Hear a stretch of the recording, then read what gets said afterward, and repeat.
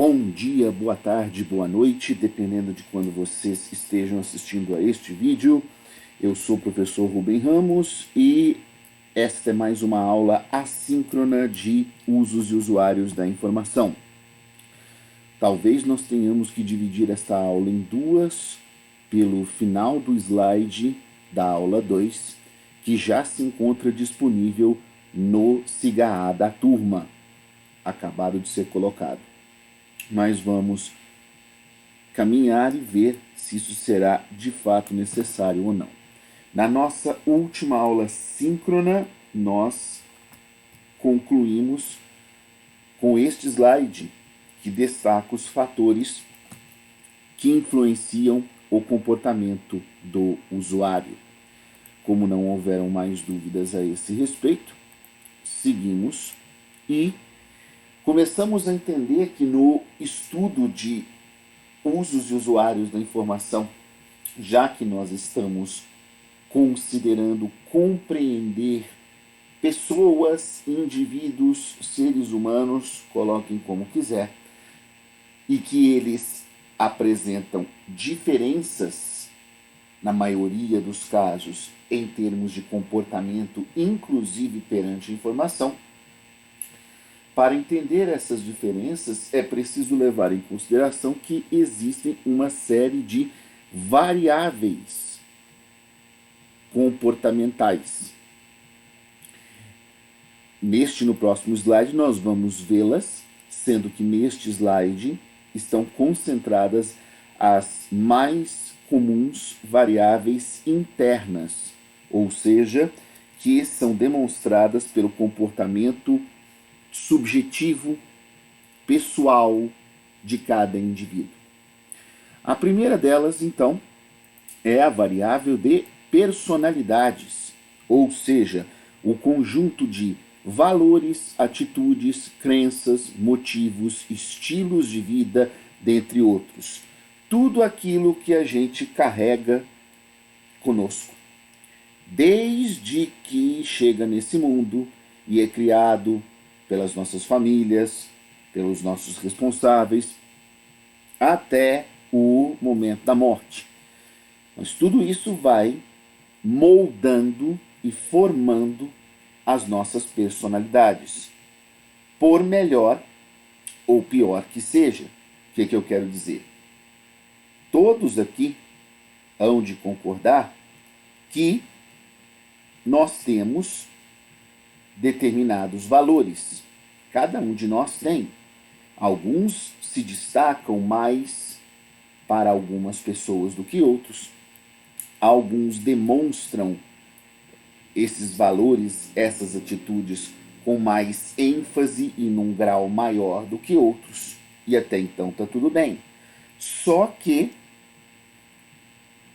esses valores podem ser positivos ou negativos, a depender de ponto de vista, interpretação, contexto, cenário, ambiente. E em muitos casos, mesmo sendo negativos, quem os pratica não realiza que são negativos. São simplesmente traços da personalidade. E aí começa a evidenciar o quanto que nós podemos e normalmente somos diferentes.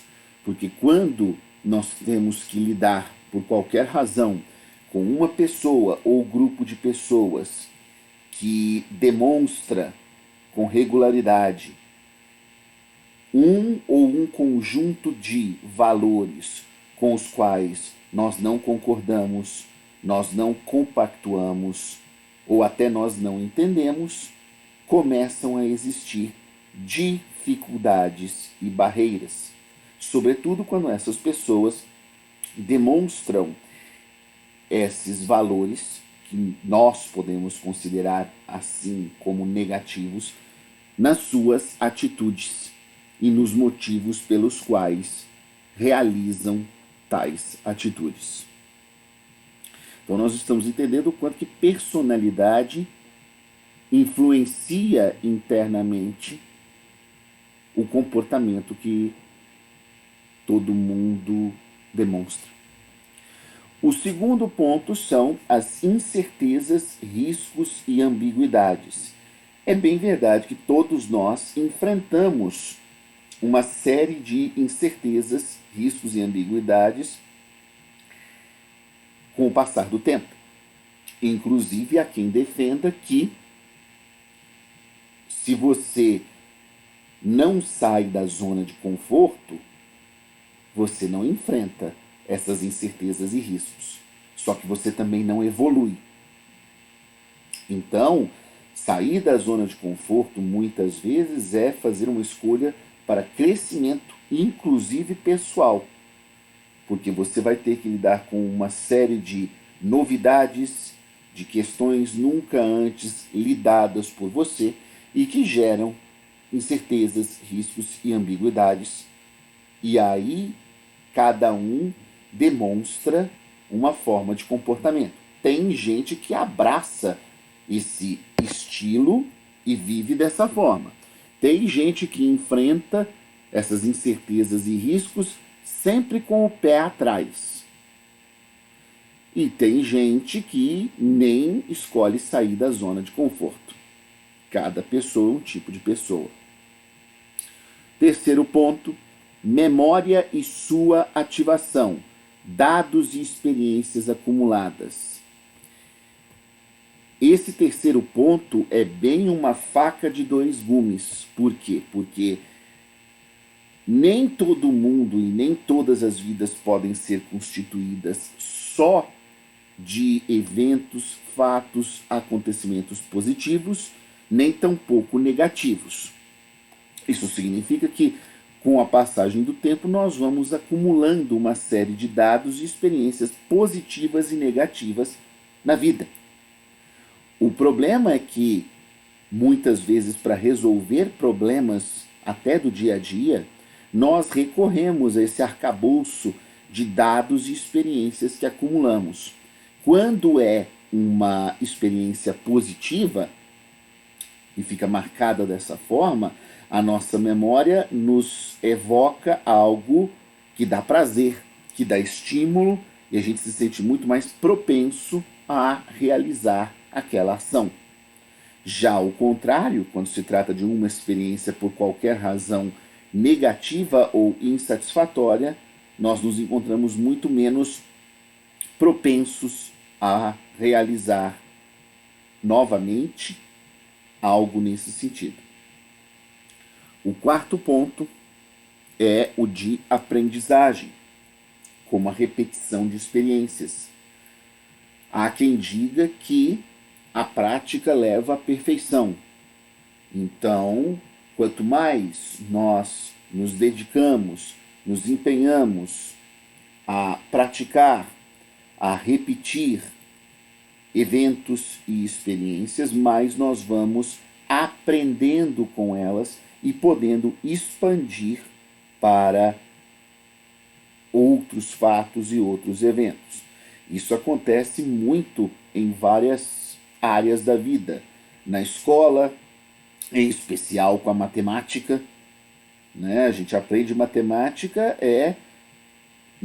na ponta do lápis, na ponta da caneta, fazendo exercício no caderno e repetindo, até conseguir entender o princípio de como funciona aquele problema. Andar de bicicleta funciona da mesma maneira. Você vai aprender tomando tombos até, pela prática, conseguir entender e incorporar a noção de equilíbrio. E aí não cair mais. Ou seja, a aprendizagem, nesses dois exemplos, dentre vários outros que existem, são frutos de repetição de experiências. Número 5. Predisposição para a busca, avaliação, escolha e reação. Pode parecer fato, mas infelizmente não é, porque nem todo mundo se encontra predisposto a buscar, inclusive por informações. Tem gente que tem preguiça, tem gente que tem antipatia, tem gente que não leva a sério, ou seja, são não predispostos, ou seja, demonstram uma indisposição para esse tipo de coisa. Fora os eventos consequentes, avaliação, escolha e reação. Grande parte do fenômeno que nós vivemos hoje de fake news se trata desse ponto 5. O quanto nós mesmos aqui, quando vamos procurar por uma informação, até podemos procurar, mas fazemos uma avaliação séria ou criteriosa daquela informação, daquela fonte, da maneira como ela está escrita ou apresentada, se ela é verídica ou não, se fazemos comparações com outras fontes, de outros canais, de outros portais, de outros sites, de outras fontes físicas, enfim. A partir de então, se fazemos escolha e qual ou quais são as nossas reações positivas ou negativas depois de todo esse processo. Se todo mundo seguisse esses passos, o fenômeno das fake news provavelmente seria algo bastante autocontido ao ponto de nem existir. O problema é que a maioria das pessoas nem faz ideia de que pode e deve proceder a buscas em fontes fidedignas, a proceder à avaliação comparativa, fazer escolhas e demonstrar reações que podem ser positivas ou negativas a esse respeito. Sexto ponto: experiência, faixa etária, nível educacional, estilos cognitivos e orientação individual.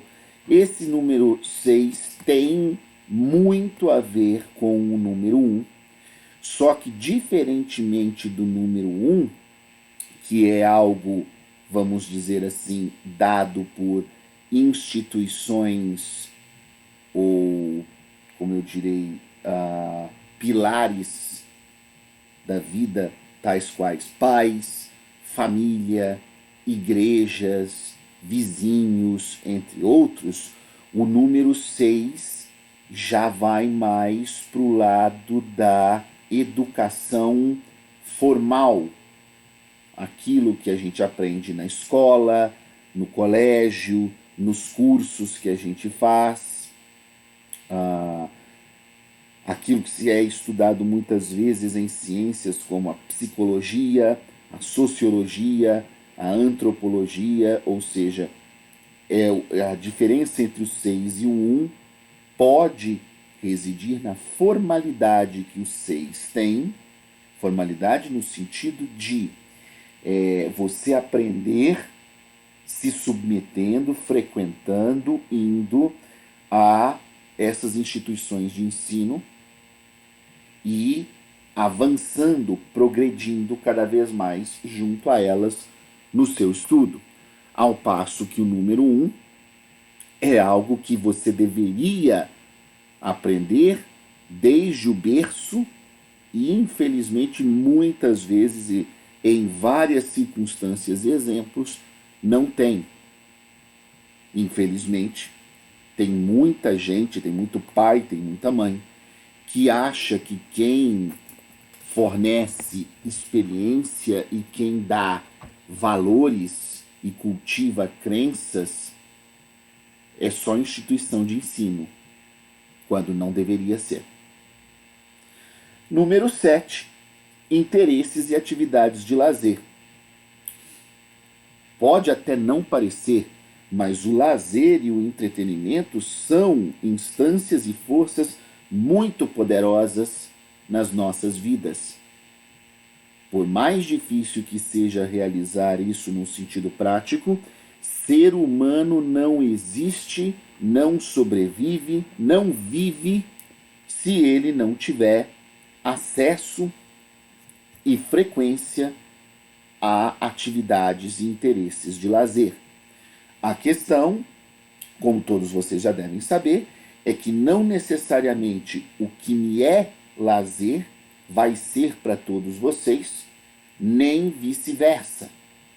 Eu, por exemplo, nunca na vida gostei de jogar futebol. Quando tinha que fazer na escola era porque era obrigado, porque a maioria dos alunos adorava jogar bola. Eu nunca gostei. Então, para mim, nunca se constituiu como atividade de lazer, nunca foi algo do meu interesse. Mas eu não posso negar que para uma grande e significativa parcela do público brasileiro, masculino pelo menos, praticar futebol, jogar bola, seja na escola, seja na vizinhança, seja no clube, seja em qualquer outro lugar, é uma das atividades de lazer e entretenimento mais apreciadas. Isso só para ficar a título de comparação. Todos vocês vão ter, pelo menos eu imagino, uma atividade de lazer que, se formos comparar aqui no nosso microverso, nem todo mundo gosta.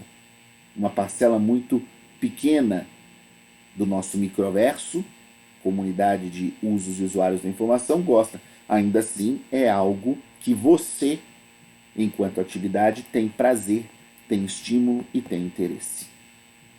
E número 8, a sua profissão, ou seja, aquilo que você escolhe, desde demonstrar aptidão e vocação para, até efetivamente estudar, se aperfeiçoar e se formar, como no caso dos gestores da informação, para exercer uma atividade profissional. Envolve, por exemplo, área de assunto. Nós estamos numa ciência social aplicada. Quando vocês escolheram o curso de gestão da informação, embora talvez muitos não levassem ou soubessem disso, levassem em consideração, trata-se de uma área do conhecimento, gestão da informação, vinculada a uma grande área chamada ciência social aplicada, que é diferente das ciências exatas, que é diferente das ciências da saúde, que é diferente de algumas ciências humanas, porque a gente vai entender a ciência, no nosso ponto de vista, do âmbito social, quando é praticada dessa forma. Então, muitas pessoas, e vocês já comentaram isso, mas dos pais, da família, dos vizinhos, entre outras entidades, demonstram dificuldade ou ignorância quando vocês têm que explicar o que é que vocês estão estudando na faculdade, o que é que vocês estão fazendo na UFG, o que é gestão da informação. Essa falta de compreensão se dá muitas vezes porque o curso é novo, ok, mas também se dá porque a área de assunto, para muitos, é difícil de compreender como é que ciência, ou se realiza uma ciência, do ponto de vista social. Para alguns é praticamente impossível, não significa que seja inválido. Então, a área de assunto constitui parte da profissão, assim como as atividades pertinentes.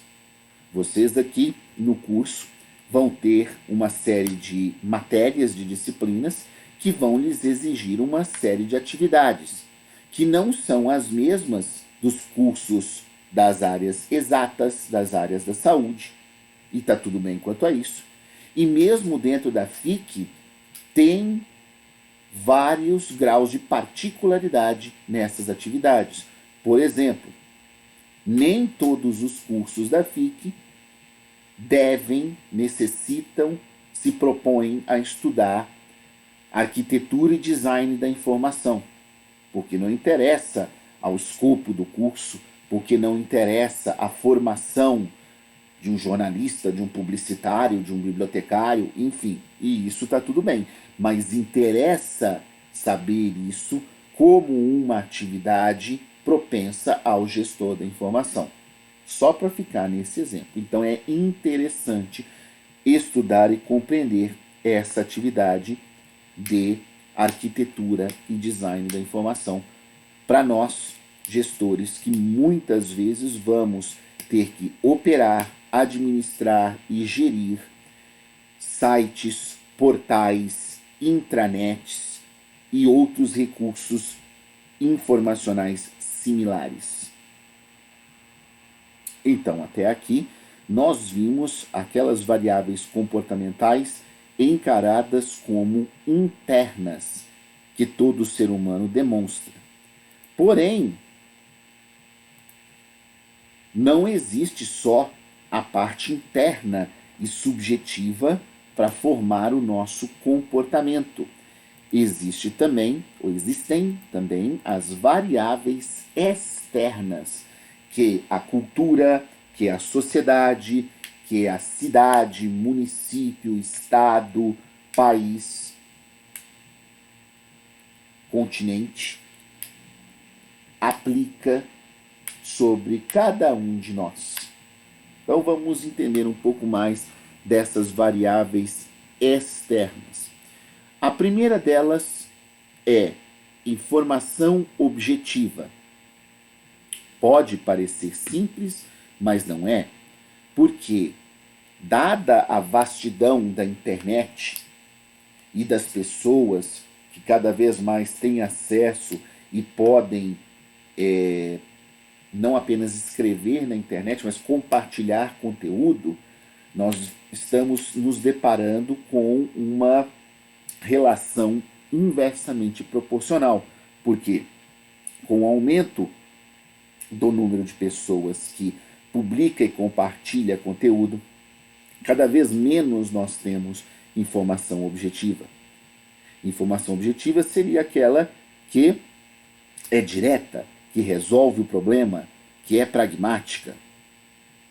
Mas a gente vê em várias circunstâncias muito de especulação, de opinião sem embasamento e de achismo, o que é o contrário de uma informação objetiva. Segundo ponto, comunicações induzidas tem a ver com o primeiro. Vamos pegar como exemplo as diferentes redes e canais de comunicação da TV aberta brasileira. Cada um dos grandes grupos de comunicação tem particularidades, não apenas na forma como conduz a comunicação, mas no interesse editorial, corporativo, quanto a uma ou mais informações específicas. O que eu quero dizer com isso? Se você pega, por exemplo, a Record, Rede Record, que é hoje controlada por um grupo religioso, e está tudo bem quanto a isso, está tudo bem se alguém aqui for adepto desse grupo, ou desse culto religioso, como queiram. Mas a gente percebe que nas reportagens, nos telejornais da Rede Record, pouco espaço se dá a notícias ou a fatos e eventos que sejam de outras religiões, inclusive a católica, que é, ainda hoje, aquela que tem mais fiéis no Brasil. Aí qualquer um, com algum bom senso, pode perguntar, mas como é que uma rede de comunicação escolhe uma política editorial e de comunicação em que não vai veicular, ou vai veicular muito pouco, notícias religiosas, particularmente católicas, para um país cuja maioria é particularmente católico? A Record faz essa escolha. Estou dizendo que é certo ou errada? Não. Mas na sua política editorial, a Record induz a cobertura no âmbito religioso de notícias, fatos, eventos e acontecimentos que tenham muito mais a ver com a Igreja Universal do Reino de Deus ou com cultos e igrejas próximas, na mesma, chamemos assim, categoria da Igreja Universal do Reino de Deus, do que outras. É uma forma de realizar jornalismo, comunicação. Para ficar nesse exemplo. Terceiro, os grupos de referência. O que é isso? Em todas as áreas do conhecimento e até em várias instâncias da vida, você tem grupos que podem ser entidades, associações, sindicatos, grêmios, entre outras instâncias que se constituem como referência em determinados assuntos. Por exemplo, muitas das profissões do ensino superior no Brasil só podem ser regulamentadas em termos de exercício quando se tem um conselho, outras quando se tem um sindicato, outras quando se tem uma associação. Nesses três casos, eles são grupos de referência porque, tecnicamente, eles são constituídos por pessoas que avaliam o exercício da profissão, aquilo que pode e aquilo que não pode, a formação acadêmica para exercer aquela profissão, os conhecimentos, dentre outras formas. Saindo um pouco do âmbito acadêmico e indo para o esporte, por exemplo. Nós acabamos de ver um evento mundial, que foram as Olimpíadas, e vai começar daqui a pouco as Paralimpíadas. Cada Olimpíada ou Paralimpíada é constituída por uma série de modalidades esportivas, e dentro dessas modalidades há grupos ou países que se destacam na excelência da prática. Então, por exemplo, para quem interessa por esse lado, é claro, mas toda vez que vai ter Olimpíada, a gente sabe que na modalidade basquete, os Estados Unidos são uma potência. Então, eles são um grupo de referência, não apenas por terem inventado o esporte, mas porque o praticam com excelência. Então, que eles são sempre candidatos à medalha de ouro. Quando você vai ao taekwondo, você já vê que muda a esfera porque os coreanos são os maiores ganhadores e praticantes desse estilo de esporte e arte marcial. Então, eles se tornam referência na excelência e na prática daquela modalidade. Então, nós vamos entendendo que grupos de referência podem mudar de acordo com o país, de acordo com entidades, mas o que tem em comum é se torna referência aqueles que praticam com excelência uma atividade, pelo menos. Quarto ponto, local de trabalho. Vocês vão ver, e se ainda não tiveram a oportunidade disso, certamente o terão ao longo do curso e mesmo depois de formados, que quando nós, enquanto recursos humanos, mudamos não apenas de função ou departamento dentro de um mesmo local de trabalho, ou mudamos de empresa, de organização, de instituição, que por mais que elas atuem no mesmo ramo, junto ao mesmo mercado e nicho, há diferenças, há particularidades, que vão desde a forma de atuação perante essa fatia do mercado, até a própria valorização do recurso humano. Então, muitas pessoas às vezes ficam anos em um determinado local de trabalho, às vezes ficam meses e às vezes ficam semanas. Claro, a depender de uma série de fatores externos, como necessidade financeira, por exemplo. Mas se você tiver a oportunidade de escolher, o local de trabalho, é lógico que cada um aqui vai preferir um local de trabalho que lhe valorize enquanto recurso humano. Infelizmente, não é isso que acontece na maioria dos casos. Infelizmente. E o quinto ponto, frequências de pesquisa. O quanto que aquele fenômeno, o quanto que aquela área, o quanto que aquele acontecimento é pesquisado. Com que frequência? Será que essa frequência é suficiente para entender esse acontecimento, fenômeno e área, ou deveria ser aumentada ou até diminuída? São variáveis externas, comportamentais, que ajudam a entender como é que nós, seres humanos, nos comportamos socialmente. Com isso, nós concluímos o módulo 2 e vamos entrar na próxima aula no módulo 3. Muito obrigado e até quinta-feira. Tchau, tchau.